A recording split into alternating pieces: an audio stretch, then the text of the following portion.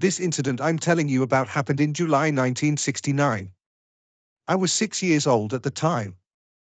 My grandmother, may God have mercy on her, took me with her to visit her brother's house, my father's uncle, in the Farhoud area. In those days, people lived close together, and it was common for a sister to stay at her brother's house for several days. I still remember that visit as if it were just 2 days ago or last week, even though more than 40 years have passed. My father's uncle's house was huge, exceeding 1,000 square meters. Because I was so young, it seemed to me like it was more than 3,000 square meters.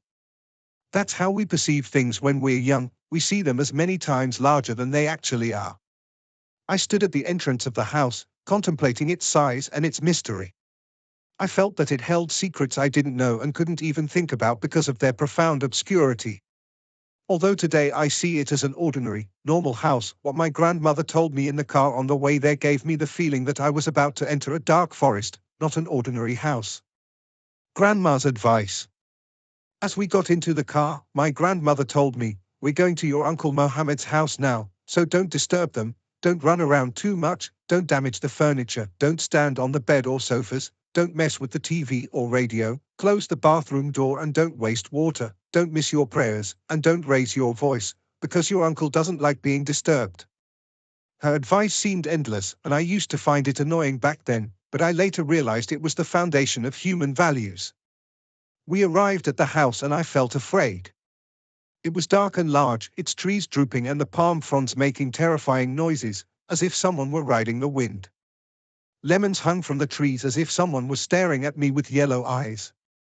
No one seemed to care for the dense farm, and it didn't appear that anyone was tending to it.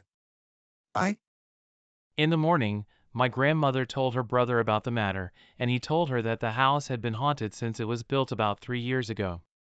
He told us stories about the voices they used to hear in it. What surprised me was that he was talking in our presence, me and his children, when we were young and did not exceed 10 years of age. Then came the disaster that I did not expect.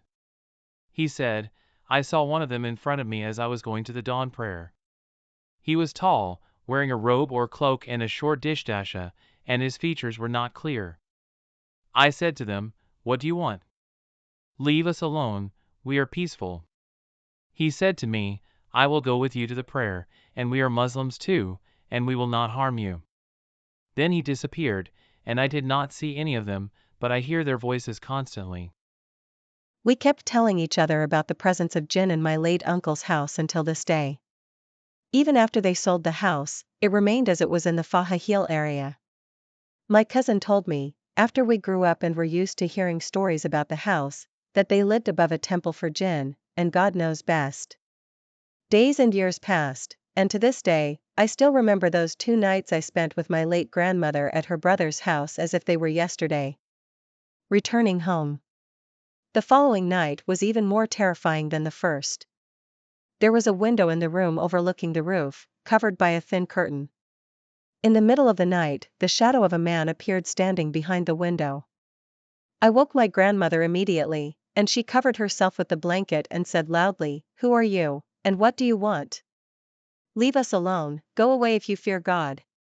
He moved away, then returned again, but this time he knocked on the window. My grandmother opened the window immediately, and I hid behind it, amazed by its strength. There was no one there, but I saw a man standing at the far end of the roof. I saw him clearly, and I don't think I was imagining things. My grandmother closed the curtain and told me to go to sleep, saying they wouldn't harm us again.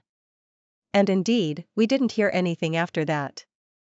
But the next day, I insisted on returning to my parents' house. I couldn't bear to stay there another day.